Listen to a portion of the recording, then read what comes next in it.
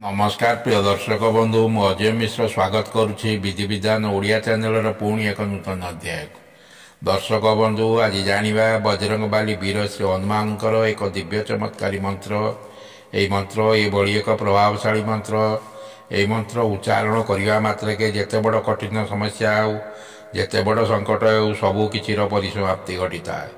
दर्शक बंधु यही मंत्र एभली शक्तिशाली मंत्र तथा दुर्लभ मंत्र। यही मंत्र रामबाण सदृश काम करता है। यही मंत्र को निरंतर बोलिबारे जो काम अधारे अटकी जाए ता पुनर्बार चालू होता है। दर्शक बंधु यही मंत्र जीवन सबू दुख कष्ट को हरण करी खुशी और आनंद प्रदान करता है।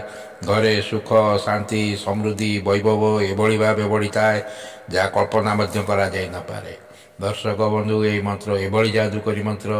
यही मंत्र मुहर बाहर कि सबू दुख कष्ट दूर होता है।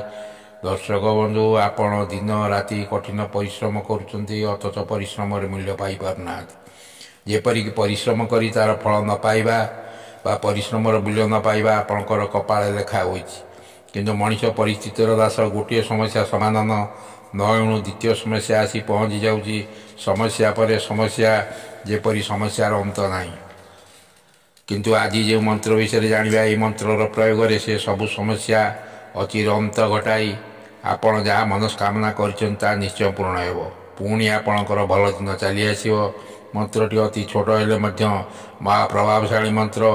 मंत्रटी यहीपरी ओं हनुमते नमः ओं हनुमते नमः ओं हनुमते नमः। यही मंत्र को निष्ठा श्रद्धार सह 108 थर बा एक माला प्रतिदिन जप करंतु एवं जप कर सारा पर हनुमान चालीसा गोटे थर पाठ करंतु देखिए खूब कम दिन मध्य आपणकर जीवन में एक विराट परिवर्तन निश्चय घटिव।